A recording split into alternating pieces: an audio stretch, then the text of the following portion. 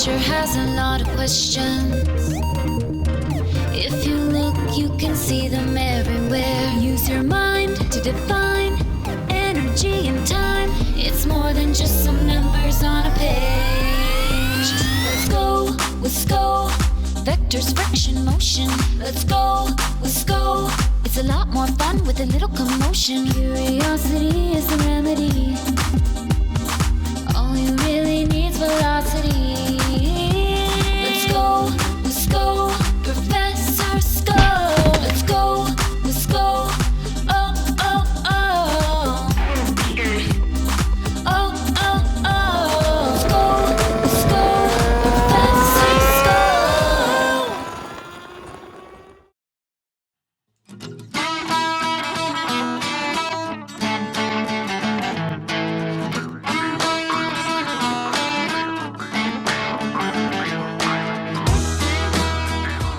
Howdy, Dr. Walsh. I'm here to work on the fish farm. Hello, Professor SCO. It's not that kind of farm. Well, what do you mean? We don't milk the fish? No, we raise them here. But first, let me introduce you to Mr. Dr. Walsh, otherwise known as Travis. Hi, Travis. Hi, Professor SCO. Can you show us around the fish farm? Of course. You're gonna love sciencing here. Awesome. First of all, do you know when fish pee, it's not like when people pee?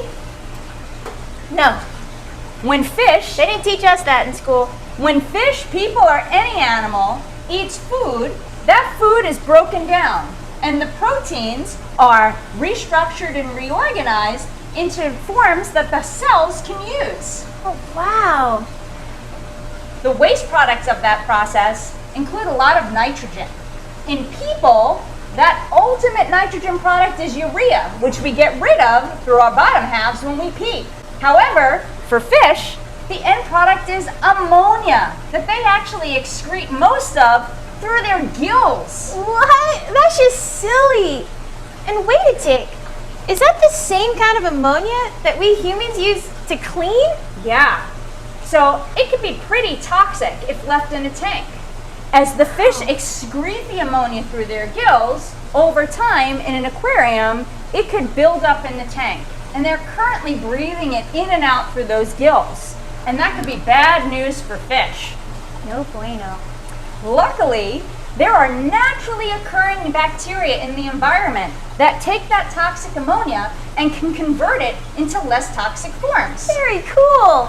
In our aquarium system, we make sure that we have an area that's just filled with sponges and other materials that have lots of surface area to allow those naturally occurring bacteria to grow. That is seriously cool. It happens in a few steps. First, there are groups of bacteria, Nitrosomus and Nitrospirite bacteria, that take the ammonia and convert it into a less toxic substance called nitrite. Then there are more bacteria, Nitrospirite and Nitrobacter, that can take that nitrite and convert it into an even less toxic form, significantly less toxic, called nitrate. Wow. We get rid of the nitrate in our system by doing water changes or to fertilize algae. This algae is called chaetomorpha. It takes that nitrate and it uses it as a fertilizer so it can grow. Wow, Dr. Walsh, I am learning so much science from you. Can you also tell us about the fish tanks? Sure, I'll let Travis tell you, because Travis built those systems. Awesome. Well, I'd be happy to tell you about the system. I built the tanks myself, but some of these filters I had to purchase. Wow. So this one right here is one of my favorites. This is what we call a protein skimmer. What it does is injects air into the water and mixes it all up into a foamy broth. All those nitrates and nitrogen that we were talking about before, they get stuck to those bubbles, float to the top, and then they skim off into this really nasty gooey stuff that collects and drains out into the bucket. Yuck. Have you ever been to the beach on a windy day? Oh yeah, we sure have. It's kind of the same thing. all that wind mixes into the waves and it creates that froth that blows up onto the beach. So Travis, how long did it take you to set all of this up? Well, it did take a while because I did it all myself, but it was a hobby of mine that I did after work. So it took about 4 years. Oh, beakers.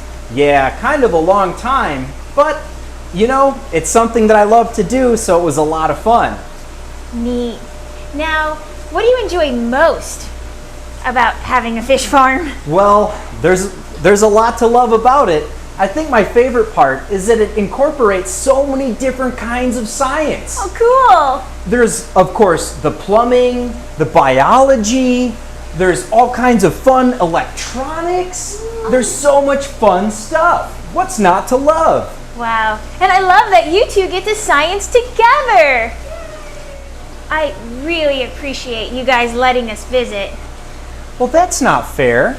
What's not fair? Well, you haven't gotten to see where I work. Well, where do you work, Travis? I work at the Key West Aquarium. No way! That's like a giant fish farm, right? Well, more like a museum with fish.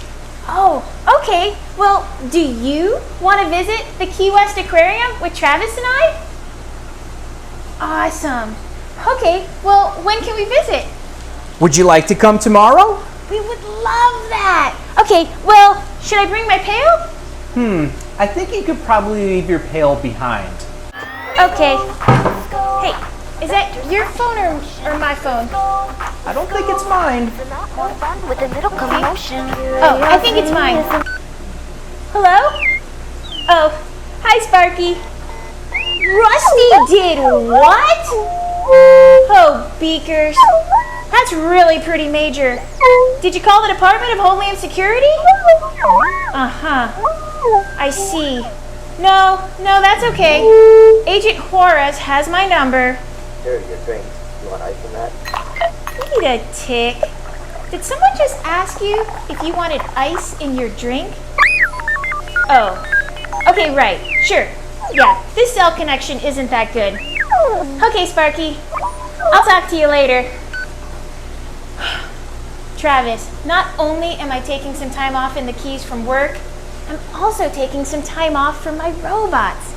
They really grind my gears. Oh boy. Well, we'll see you tomorrow. All right.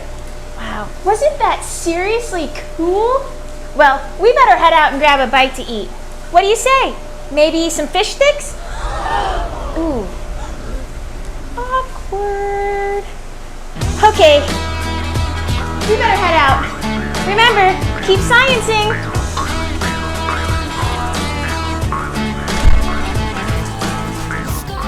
It's a lot more fun with a little commotion. Curiosity is the remedy. All you really need's velocity. Let's go, Professor Skull. Let's go, oh, oh, oh. Oh, let's go, Professor Skull.